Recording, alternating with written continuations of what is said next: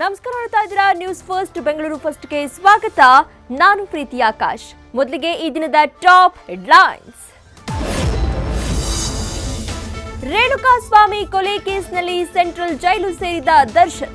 Parappana ಅಗ್ರಹಾರದಲ್ಲಿರುವ ದಾಸನಿಗೆ 6106 ಕೈದಿ number. 13 ವರ್ಷಗಳ ಬಳಿಕ ಕೇಂದ್ರ ಕಾರಾಗೃಹಕ್ಕೆ ನಟನ ಎಂಟ್ರಿ.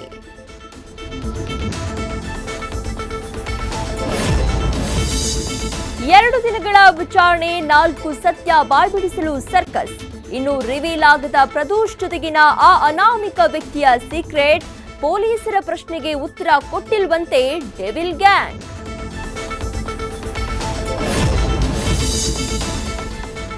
ರೇಣುಕಾಸ್ವಾಮಿ ಅಪಹರಣಕ್ಕೆ ಅಭಿಮಾನವೇ ಅಸ್ತ್ರ. ಫ್ಯಾನ್ಸ್ ಬಳಸಿಕೊಂಡು ತನಿಖೆಗೂ ಅಡ್ಡಿ ಅಂತ ರಿಮಾಂಡ್ ಅರ್ಜಿಯಲ್ಲಿ ಉಲ್ಲೇಖ. ಇತ್ತ ಡಿಬಾಸ್ ಸ್ಟಿಕ್ಕರ್ ಕಿತ್ತು ಹಾಕಿ ಫ್ಯಾನ್ಸ್ ಬೇಸರ.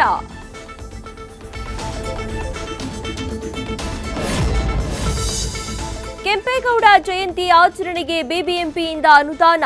ಪಾಲಿಕೆ ವತಿಯಿಂದ ಪ್ರತಿ ತಾಲೂಕಿಗೆ 2 ಲಕ್ಷ ನೀಡಲಿರುವ ಸರ್ಕಾರ. ಡಿಸಿಎಂ ಡಿಕೆ ಶಿವಕುಮಾರ್ ಆದೇಶದ ವಿರುದ್ಧ ಸಾರ್ವಜನಿಕರಿಂದ ಆಕ್ರೋಶ.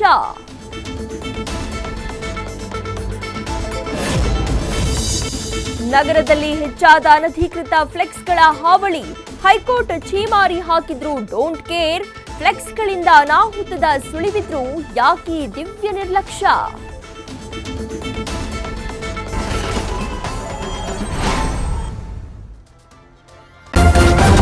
ನ್ಯೂಸ್ ಫಸ್ಟ್ ನಿರ್ಭೀತಿಯಿಂದ ನಿಮ್ಮ ಪರವಾಗಿ.